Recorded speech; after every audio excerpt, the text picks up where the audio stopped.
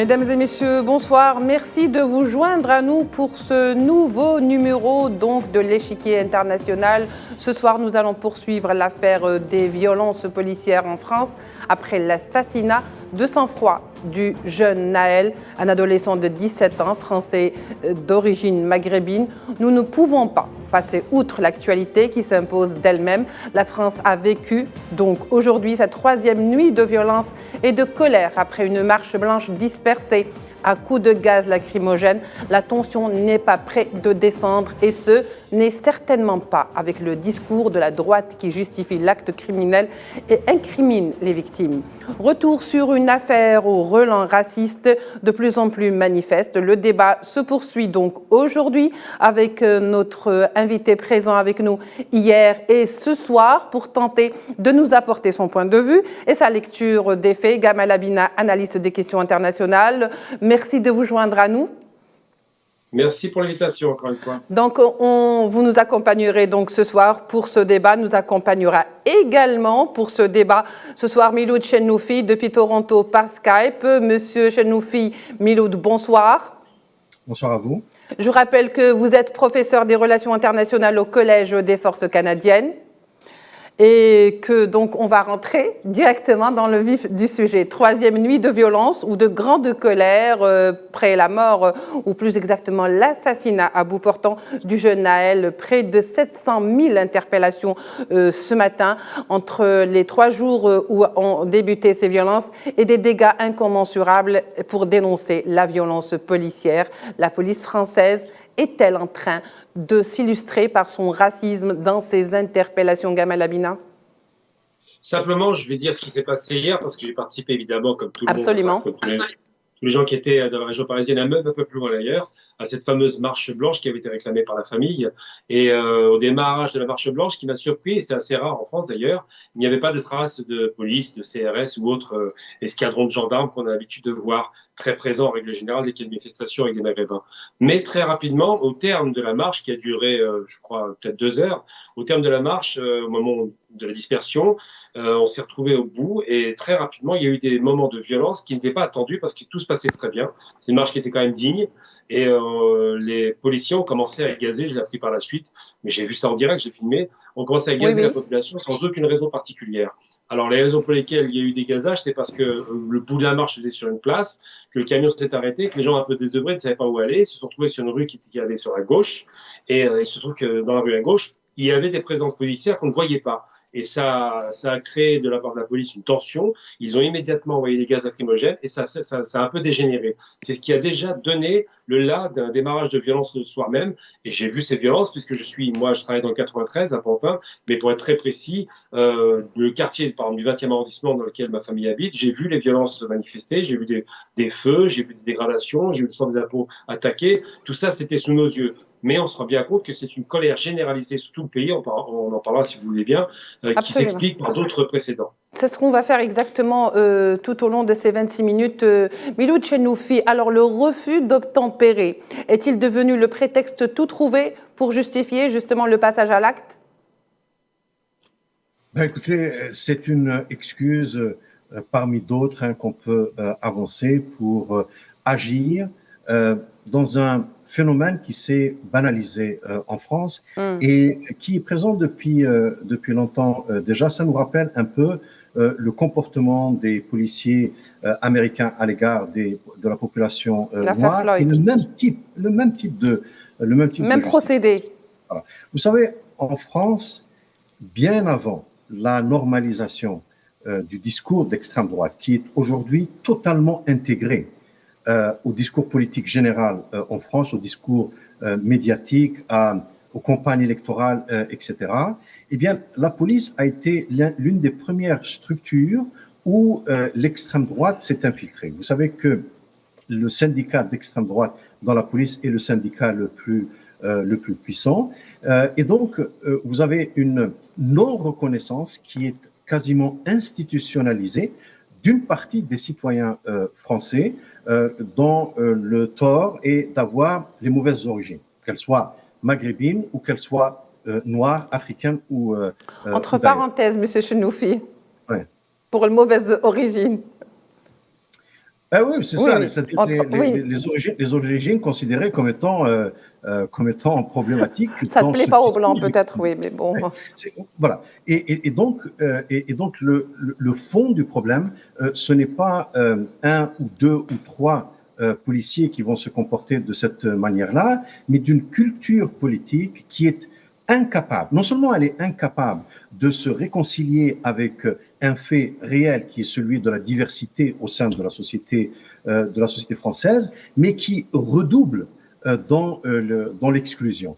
De telle sorte que c'est une culture qui est tout à fait anachronique comparée à d'autres sociétés qui sont plurielles, qui connaissent une forte immigration annuelle et qui ont d'autres politiques qui tendent à minimiser donc je ne dirais pas des bavures, mais carrément des crimes qui sont finalement acceptés. Donc le problème est beaucoup plus profond qu'un seul policier qui va donc se comporter de manière tout à fait condamnable et criminelle. Alors très bien, vous parlez de bavure, vous parlez également du syndicat de la police. Alors il y a eu un communiqué quand même qui a été publié, je ne vais pas le lire en entier, non pas parce qu'il est long, mais parce que le temps ne nous le permet pas, mais je retiendrai quelques termes. L'heure n'est pas à l'action syndicale, mais au combat contre ces entre guillemets, nuisibles. Alors, ce mouvement de colère est considéré, Gamal Abina, par le syndicat de la police française comme de nuisible. C'est UNSA et Les Alliance. termes sont très haineux. Oui, deux syndicats de police, c'est pas un seul, c'est un communiqué à deux. Oui. UNSA et Alliance, pour être très précis. Donc, effectivement, on a l'habitude de leur sortie extrêmement hasardeuse qui flirtent avec l'extrême droite.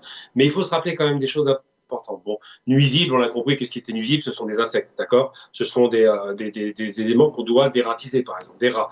Donc, les termes ne sont pas totalement utilisés, mais le sens des propos est violent. Ils demandent plus de moyens pour pouvoir taper plus fort. Donc on a compris que ces syndicalistes, ces syndicats qui sont le porte-voix de l'extrême droite, s'autorisent des dérives de plus en plus graves. Au lieu de demander pardon d'abord pour le meurtre. De calmer les tensions, oui.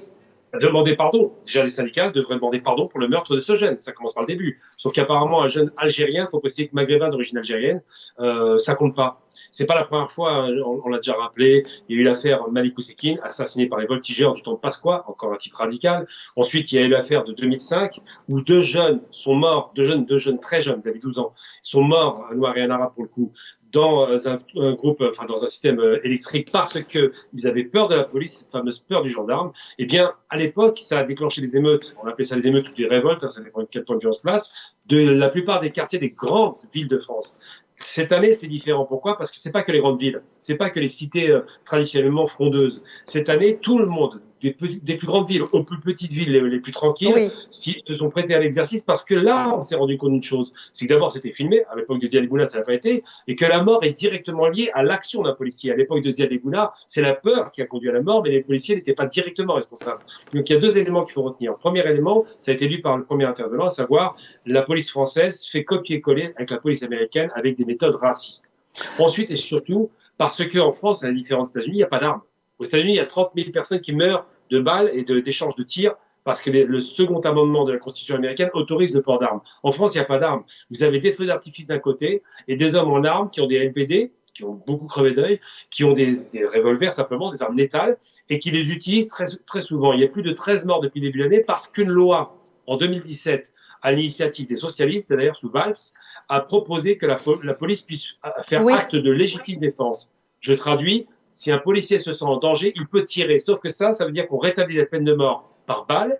C'est interdit, c'est illégal, mais c'est utilisé. La peine de mort s'est arrêtée en 81 et aujourd'hui, depuis 2017, les policiers peuvent tirer à vue littéralement sur les gens qu'ils considèrent qui sont un danger. C'est ça la problématique qui se pose. Et les révoltes qu'on observe aujourd'hui sont généralisées, qu'on le veuille ou non.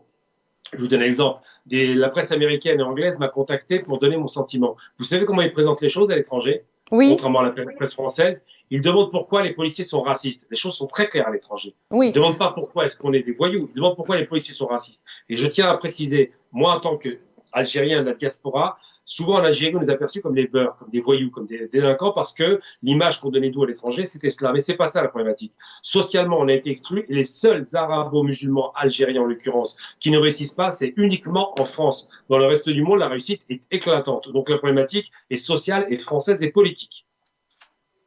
Oui, très bien. Alors, vous faites bien d'indiquer cette loi, cette fameuse loi qui justement a permis tous ces dérapages. Même avant son existence, il y avait ces dérapages, si on peut les appeler ainsi. Alors, Monsieur Milou Tchenoufi, le temps est-il venu aujourd'hui de revoir peut-être cette loi de 2017? En fait, regardez bien, Oui. cette loi-là n'a fait qu'institutionnaliser et légaliser des pratiques et une culture qui existait déjà. Vous savez, on a parlé de ce qui s'est passé en 2005 avec les jeunes qui sont morts dans l'échangeur d'électricité. Eh bien, rappelez-vous comment on a réagi à ces émeutes-là. Ça a été la grande porte par laquelle Sarkozy est rentré à l'Élysée.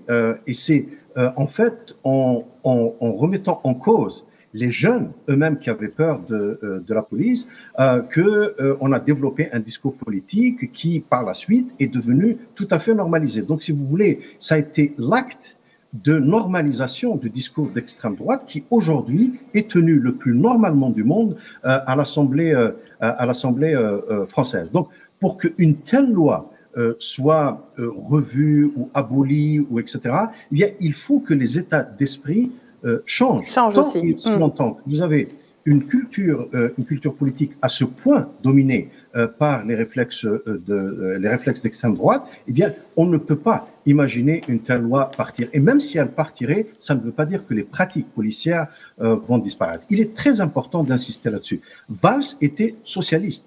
Quand vous avez la gauche qui a, timidement essayé de faire des choses dans les années 80 contre le racisme, qui balance directement dans le modèle Sarkozy, Valls voulait réellement devenir président en France selon la trajectoire qui avait été tracée par Sarkozy, qui est celle de la normalisation du discours d'extrême droite, vous avez un sérieux problème. Et aujourd'hui, même si la réaction du président Macron a été plutôt digne, en reconnaissant le fait que le policier a assassiné le jeune et en appelant au calme, eh bien, lui-même ne peut pas fonctionner politiquement sans jouer la carte de l'extrême droite, puisque il se présente toujours comme une alternative. Et donc, la disparition de cette partie de la culture politique française serait sa fin politique. Et c'est un peu le cercle vicieux dans lequel la politique française se joue et un peu la goutte dans laquelle se noie toute une société. Je voudrais ajouter une chose. Dans ce processus de normalisation du discours de l'extrême droite, je le dis avec beaucoup d'amertume et beaucoup de tristesse, certains des nôtres ont joué un rôle. Ils ont joué un rôle parce qu'ils ont eu accès à la parole. Ce sont des romanciers, des journalistes, etc.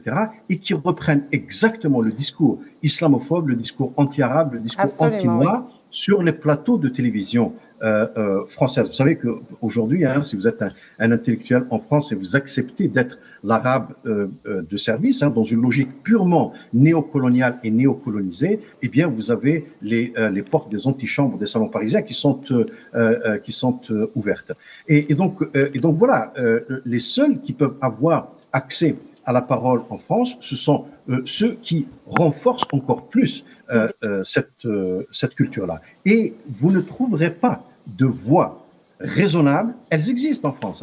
Mais elles n'ont pas le droit à la parole. Exactement. Exactement. Dans toutes les communautés, vous avez des gens qui sont tout à fait raisonnables, qui comprennent l'importance de reconnaître la diversité. Vous savez, je ne citerai qu'un seul homme tout à fait respectable, feu Jacques Berck, qui disait vers la fin de sa vie que la France a intérêt à reconnaître la réalité musulmane, maghrébine, etc., sur son sol et que cette partie-là fait partie intégrante de la société. Votre intervenant a tout à fait raison. On continue de parler d'émigrés, donc très passifs, d'émigrés, de gens qui sont en France de 3e, 4e génération. Qui sont français. Oui, c'est d'une absurdité assez remarquable, alors que ailleurs dans le monde, on ne parle pas d'émigrés, donc passifs, on parle d'émigrants. Ce sont des gens qui ont donc choisi de s'établir et il existe des politiques de diversité, d'inclusion, d'intégration, etc. Et c'est ce qui explique pourquoi la France apparaît comme donc ce pays où se fait cette exception-là. Bien sûr, les raisons puisent leurs racines dans l'histoire. Hein, c'est un peu le jacobinisme français. Historiquement, on a voulu massacrer et exclure les protestants. Ensuite, on a voulu marginaliser, exclure et exterminer les juifs. Les Italiens ont souffert également au milieu du XXe siècle. Et depuis la fin de la Deuxième Guerre mondiale, l'obsession, elle est portée sur donc les Arabes et les Noirs. Alors, si vous permettez de finir sur... Pas tous les Arabes, hein. Précise les Arabes musulmans. Parce qu'après, c'est un autre débat, voilà. Les Noirs aussi, hein, je veux dire.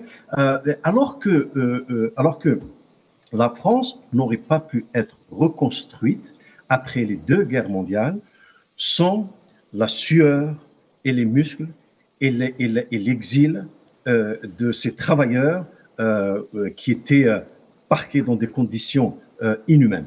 Oui. Sans eux et elles, la France n'aurait jamais été reconstruite. Donc vous avez une sorte de non-reconnaissance pour ne pas dire d'ingratitude, qui est devenue tout à fait normale. C'est-à-dire qu'il est tout à fait normal quand il y a un discours islamophobe ouvertement dans les médias, dans les journaux, parmi les politiciens. Et ça, ce n'est pas normal. Le résultat, c'est un peu ce que vous voyez. Nous vivons aujourd'hui. Absolument. Oui, très bien, Milou Tchenoufi. Je crois que vous avez développé quand même l'idée jusqu'au bout. Alors, l'ONU a demandé, par la voix de la porte-parole du HCR, le Haut Commissariat aux réfugiés des Nations Unies, la France, je cite, à se pencher sérieusement sur les problèmes de racisme et de discrimination raciale au sein de ses forces de l'ordre. C'est un discours qui est franc, clair, net, Gamal Abina. Donc, comme vous le disiez tout à l'heure, tout ce qui est en dehors de la France, les choses sont très claires. Il s'agit d'un acte racial, pas besoin de, si vous voulez, de maquiller ou de trouver des mots autres que celle-ci. Vous savez, je veux parler d'une expérience, c'est ma jeunesse. Toute ma jeunesse, j'ai été agressé par la police. À l'époque, c'était les anciens de la guerre d'Algérie. Ils nous tapaient dessus, nous insultaient, les crouilles, les melons, les bougnoules, d'où vous venez. C'était toujours la même chose avec des menaces claires et explicites de nous frapper. Ils nous pointaient avec leur revolver, ils nous coursaient dans la rue. Bref, c'était l'horreur, alors qu'on n'était pas des délinquants du tout. On était des enfants très bien éduqués, mais à chaque fois, on avait le droit à ce traitement de faveur. Ensuite, ça a été expliqué, la léopinisation des esprits, effectivement, c'est comme ça qu'on l'appelait à l'époque, c'est le fait que l'extrême droite a un discours qui est traversé les autres partis. Et ça a commencé avec le criminel de guerre, Nicolas Sarkozy. Il faut le remercier, c'est à cause de lui que malheureusement la Libye a été détruite. Donc c'est vous dire un peu le personnage. Ce monsieur a compris qu'il fallait taper très fort sur l'immigration pour monter à la tête de l'État. Et il y est parvenu. Et ce monsieur a laissé des traces très durables sur la violence aujourd'hui qu'on observe. Et c'est vrai que de pointer du doigt, pas toute la police, très important de faire une distinction entre les bons policiers, il en existe, et les voyous, la voyoucratie qui rentre dans la police, avec un niveau d'études très très bas, avec une mentalité d'extrême droite. J'ai un copain qui s'appelle Thierry Vincent, journaliste, qui était en immersion dans la police et qui s'est rendu compte qu'entre 50 et 80% des policiers votent Front National. Parce qu'il a obtenu, il est européen, de ces policiers quelques petites confidences. C'est vrai que l'ONU le montre du doigt, mais pas seulement, le monde entier. En 2005 déjà, on se posait la question de savoir pourquoi, je cite les journaux internationaux, les Français traitent mal leurs Arabes. C'est comme ça qu'ils voyaient les choses. À l'époque, c'était les Arabes qui étaient perçus. Aujourd'hui, on voit bien que c'est les Africains au sens large. Nous, les Algériens, on a un traitement très particulier parce que la France a perdu sa guerre en Algérie et que la haine de certains est restée durablement. Puis par la suite, c'est normalisé malheureusement l'exclusion sociale, 40% de chômage dans les banlieues quand la France fait 6 à 7%, l'impossibilité d'avoir des appartements, des logements, l'impossibilité d'avoir des études de qualité avec des établissements poubelles, la sectorisation scolaire qui nous a été imposée par Mitterrand, c'est lui qui a organisé tout ça, il est le responsable de la catastrophe aujourd'hui, et des jeunes désœuvrés qui ont compris qu'ils subissaient une injustice. Eh bien aujourd'hui, il faut bien se poser la bonne question. Comment sortir de cela? D'abord, réformer la police, interdire, abroger la loi qui autorise les policiers à rétablir la peine de mort par balle, c'est comme ça que je l'appelle. Deuxième chose, obliger les policiers à avoir une caméra sur eux à chaque intervention pour qu'ils puissent justifier, eux, de l'intervention. Troisième chose, imposer les quotas, parce que c'est plus possible de voir qu'on est exclu en raison du nom et de l'ethnie. Et puis, dernière chose surtout, pour calmer les choses, simplement reconnaître quand il y a un crime, c'est un crime. Le déni de ce meurtre était immédiat et on a chargé le jeune comme si c'était lui le délinquant, comme s'il vendait de la drogue, rien de tout ça est établi. Et je voudrais raconter une histoire. Il y a eu l'assassinat à l'époque de Saïd Bourarache. C'était un vigile qui travaillait au pas de corps à Bobigny. Encore une fois, le 93. Les types qui l'ont assassiné une fois qu'il est mort, on dit qu'il était antisémite. Et une semaine plus tard, j'intervenais à la télévision face à Marine Le Pen pour rétablir la vérité. Parce qu'à chaque fois qu'un arabe meurt, on peut lui mettre n'importe quelle étiquette. Bien sûr, il est mort, il ne peut pas se défendre. Pardon? Parce qu'il est mort, il ne peut pas se défendre. Voilà, donc le mort ne peut pas se défendre, mais par contre, il devient délinquant, voyou, criminel. À chaque fois qu'on fait ça, c'est la même technique, parce qu'on part du principe en France que si on est maghrébin, si on est arabe et musulman, eh bien, on est forcément mauvais, forcément fourbe. Et pire encore, la télévision turque m'a contacté hier pendant la manifestation pour me demander est-ce que les gens manifestaient par rapport à la loi qui venait juste d'être passée de l'interdiction des jeunes femmes de pouvoir faire du sport en dehors du cadre laïque, hein, dans les clubs de sport. Eh bien, figurez-vous que la loi d'interdiction des femmes de faire du sport sans le voile a été imposé hier aussi. À chaque fois, cette ambiance délétère est là, présente. La haine de l'islam, la haine des Arabes. Ils ont même été jusqu'à discuter du fait que est-ce qu'on pouvait ou pas apprendre l'arabe à l'école. Vous imaginez un peu le niveau de bassesse. Eh bien, aujourd'hui, la France est devenue un pays qui pose problème. C'est un glissement très dangereux dans lequel se trouve aujourd'hui la France, qui apparemment ne s'inspire pas de ses voisins comme la Grande-Bretagne ou encore l'Allemagne. Nous allons d'abord, messieurs, avant de poursuivre le débat, très rapidement voir donc la porte-parole du HCR concernant cette déclaration et on revient au débat. Nous sommes préoccupés par le meurtre d'un jeune de 17 ans d'origine nord-africaine par la police en France mardi. Nous notons qu'une enquête a été ouverte pour homicide volontaire. Il est temps pour le pays d'essayer de s'attaquer sérieusement aux problèmes profonds de racisme et de discrimination raciale au sein des forces de l'ordre. Alors, monsieur, donc, vous venez de l'entendre, c'est une première quand même que l'ONU réagisse à ce genre de drame, parce que par le passé, il y en a eu des drames, mais rarement ça a suscité autant de réactions de la part de la communauté internationale. Il y a eu également la Russie, l'Iran, et on sait pour quelles raisons d'ailleurs, puisque de toute façon, la France a toujours donné des leçons à ces deux pays, et pas que. Messieurs, comme il ne nous reste pas beaucoup de temps, donc je préfère aller aussi droit au but. Alors, Gérald Darmanin vient de déclarer que l'état d'urgence n'est pas la seule solution pour rétablir l'ordre public. Milo Chenoufi, commentaire. Oh, bien sûr que ça ne peut pas l'être, mais regardez de qui ça vient.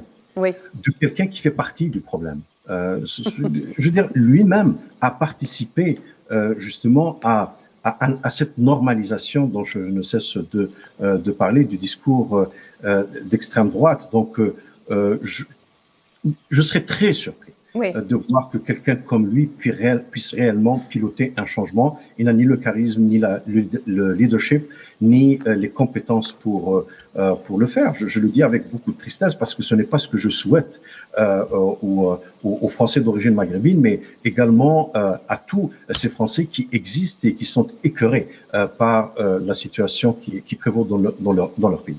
Vous savez, j'insiste sur un point. Votre invité a tout à fait raison. Monsieur Gamal Amina. Monsieur Gamal Amina, de parler de l'histoire coloniale. C'est une réalité aujourd'hui que le passé colonial hante l'esprit ou la culture politique en France. Ailleurs, notamment dans le monde anglo-saxon, vous trouverez tout à fait normal que dans les universités, dans les médias, etc. Il y a des gens voilés ou pas voilés, barbus. Oui, bien sûr, mais c'est plus profond que ça, beaucoup plus profond que ça. Vous avez un discours qui s'inspire de ce qu'on appelle la théorie post-coloniale, c'est-à-dire qui essaye de décoloniser non pas les pays, mais de décoloniser l'esprit, de décoloniser le discours, de décoloniser les pratiques politiques. Vous savez que ce genre d'études, tout à fait universitaire et académique, c'est une sorte d'anathème en France. Vous ne pouvez pas le faire. Hein. C'est un peu une insulte que d'être un postcolonial ou d'engager des études postcoloniales. Il y en a, c'est vrai, en France, mais ça se fait tout à fait à la marge. Et encore une fois, c'est très très désolant que l'une des personnalités qui ont critiqué cette façon de faire soit un romancier algérien. Pour juste avoir accès à certains journaux. Certains privilèges, disons-le. Bon. Et voilà, donc vous comprenez que le travail de fond ne peut pas être fait uniquement par une décision prise par un ministre ou une déclaration mise par un ministre. La France s'est enfoncée tellement profondément dans le déni de la réalité démographique qui est qui est la sienne, qu'il est très difficile d'imaginer à court terme la voir ressortir ou réémerger de cet Rapidement, abîme. M. Chenoufi. Merci beaucoup. Merci. En tous les cas, ça nous laisse très peu de temps pour conclure. Je voulais relancer M. Gamal Abina. Bon, je vois qu'on n'a vraiment pas le temps. Je voulais le relancer sur le fait que, pour faire des comparaisons, alors on sait très bien que comparaison n'est pas raison, mais je ne sais pas pourquoi aujourd'hui j'ai envie de faire cette comparaison. Dans certaines situations, cela permet un petit peu d'avancer. Alors, un mort pour refus d'obtempérer en Allemagne depuis 10 ans. 13 morts en une année pour la France. C'est très révélateur. Mesdames et messieurs, je vous remercie d'avoir été avec nous. Je remercie également nos invités d'avoir contribué au débat. Gamal Abina était avec nous, analyste dans les questions internationales depuis Paris par Skype. Monsieur Miloud Chenoufi était également avec nous. Je rappelle, Monsieur Miloud Chenoufi, alors si je ne me trompe pas, professeur des relations internationales au Collège des Forces canadiennes. Merci beaucoup, M. Miloud Chenoufi, d'avoir été avec nous. Au revoir.